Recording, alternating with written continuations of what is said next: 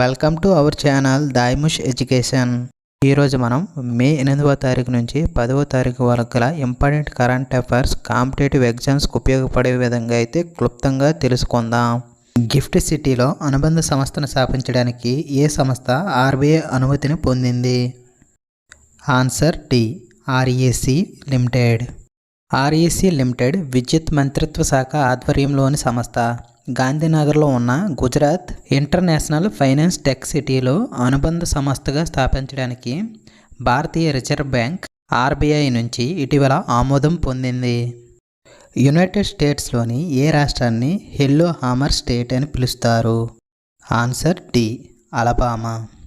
United States యొక్క దక్షిణ రాష్ట్రాల్లో ఒకటైన అలబామాను ముద్దుగా ఎల్లో హామర్ స్టేట్గా పిలుస్తారు. 2024 BWF Thomas and Uber cup ఫైనల్లో పురుషుల మరియు మహిళల టైటిళ్లను ఏ దేశం దక్కించుకుంది? Answer C, China. చెంగ్డూలో జరిగిన 2024 BWF Thomas and Uber cup ఫైనల్స్లో పురుషుల మరియు మహిళల టైటిల్ను గెలుచుకోవడం ద్వారా చైనా టాప్ బ్యాడ్మింటన్ దేశంగా తన యొక్క స్థానాన్ని తిరిగి పొందింది. ప్రపంచంలోనే మొట్టమొదటి సిఎన్జితో నడిచే బైక్ను ఏ కంపెనీ విడుదల చేయనున్నది? Answer D, Bajaj auto. Bajaj auto జూన్లో బ్రూజర్ 125 సిఎన్జి పేరుతో ప్రపంచంలోనే మొట్టమొదటి సిఎన్జితో నడిచే బైక్ను పరిచయం చేయడానికి సన్నాహాలు చేస్తుంది. ఆర్థిక సంక్షోభం మధ్య EU ఏ దేశానికి $1 మిలియన్ సహాయ ప్యాకేజీని ప్రకటించింది? Answer C, Lebanon. EU commission president ఇటీవల లెబనాన్ కోసం $1 మిలియన్ ముఖ్యమైన సహాయ ప్యాకేజీని ప్రకటించారు. ఏ దేశం AFC Under-23 ఆసియా కప్కు ఆతిథ్యం ఇచ్చింది? Answer C, Qatar. AFC Under-23 ఆసియా కప్ జపాన్ గెలిచి ఒలింపిక్ పత్రం ఖాయం చేసుకుంది. ఈ ఈవెంట్ ఖతార్లోని దాహోలో జరిగింది. ఈ టోర్నీలో జపాన్ విజయం సాధించడంతో 2024 ప్యారిస్ ఒలింపిక్స్కు అర్హత సాధించింది.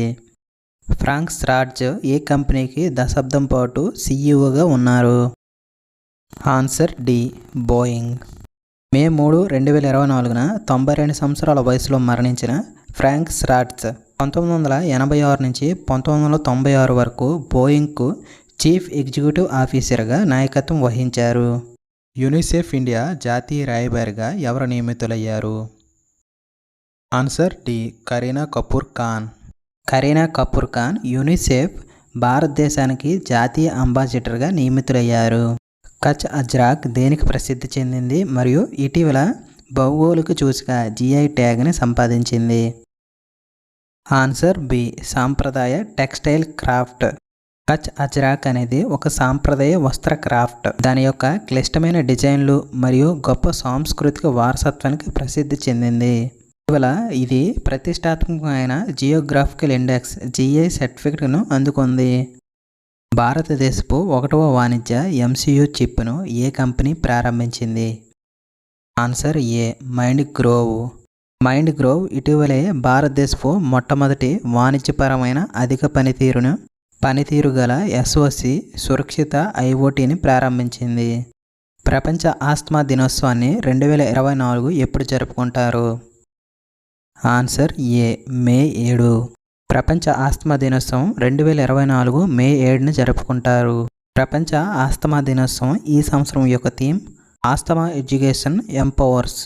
ఏ దేశం తన విదేశాంగ మంత్రిత్వ శాఖ కోసం విక్టోరియా C అనే AIను రూపొందిన ప్రతినిధిని ఆవిష్కరించింది? Answer C, Ukraine. ఉక్రెయిన్ తన విదేశాంగ మంత్రిత్వ శాఖ కోసం AI ఆధారిత డిజిటల్ ప్రతినిధిని విక్టోరియా Cని పరిచయం చేసింది. ద్వైపాక్షిక వాణిజ్యాన్ని పెంచడానికి భారతదేశం ఏ దేశంతో స్థానిక కరెన్సీ సెటిల్మెంట్ సిస్టమ్ ఒప్పందాన్ని ఖరారు చేయాలని లక్ష్యంగా పెట్టుకుంది? ఆన్సర్ ఏ, నైజీరియా.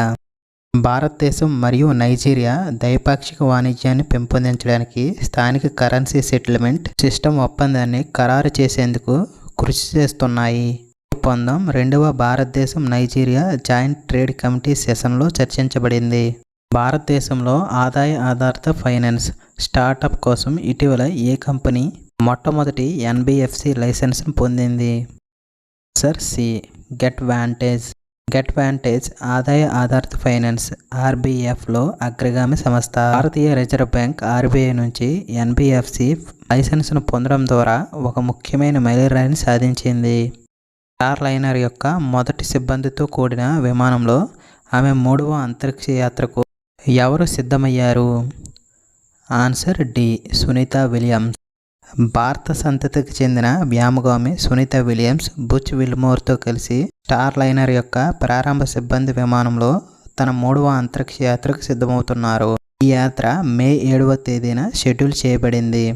గత దశాబ్దంలో సంవత్సరానికి 0.92% ఉన్న 8 దశాబ్దాలలో అత్యల్ప జనాభా వృద్ధి రేటుని ఏ దేశం సాధించింది?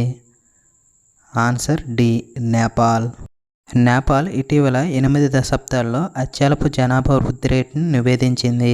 గత దశాబ్దంలో సంవత్సరానికి 0.92%. ఎన్ఎస్ఓ నివేదికలో హైలైట్ చేయబడిన ఈ జనాభా ధోరణి నేపాల్లో జనాభా డైనమిక్స్లో గణనీయమైన మార్పును సూచిస్తుంది. 9వ ఐసీసీ మహిళల టీ20 ప్రపంచ కప్ 2024కి ఏ దేశం ఆతిథ్యం ఇవ్వబోతుంది? ఆన్సర్ ఏ బంగ్లాదేశ్ ఎంతో ఆసక్తిగా ఎదురుచూస్తున్న 9వ ఐసీసీ మహిళల టీ20 ప్రపంచ కప్ 2024 అక్టోబర్ 3వ తేదీ నుంచి 20వ తేదీ వరకు నిర్వహించేందుకు సిద్ధంగా ఉంది. 18 రోజుల పాటు 23 మ్యాచ్ల్లో 10 జట్లు పాల్గొనే ఈ ప్రతిష్టాత్మక క్రికెట్ ఈవెంట్ ఢాకాలోని షేర్-ఏ బంగ్లా నేషనల్ క్రికెట్ స్టేడియం మరియు ఘెంట్ ఇంటర్నేషనల్ క్రికెట్ స్టేడియం వంటి వేదికల్లో అత్యుత్తమ మహిళల క్రికెట్ను ప్రదర్శించబోతుంది. ఫైనాన్షియల్ ఇయర్ 2025 కొరకు ఇండియా రేటింగ్స్ మరియు రీసెర్చ్ యొక్క సవరించిన జీడీపీ వృద్ధి అంచనా ఎంత? Answer D 7.1%. India ratings and research financial year 2025కి తమ జీడీపీ వృద్ధి అంచనా 7.1కి పెంచింది. క్వశ్చన్ ఆఫ్ ద డే: ఏ దేశం ఏఎఫ్సి అండర్-23 ఆసియా కప్కు ఆతిథ్యం ఇచ్చింది? మీ యొక్క ఆన్సర్ని ఖచ్చితంగా కామెంట్లో తెలియజేయగలరు. ఈ వీడియో మీకు ఇన్ఫర్మేటివ్ అనిపిస్తే ఈ వీడియోని లైక్ చేసి ఛానల్ని సబ్స్క్రైబ్ చేసుకోగలరు.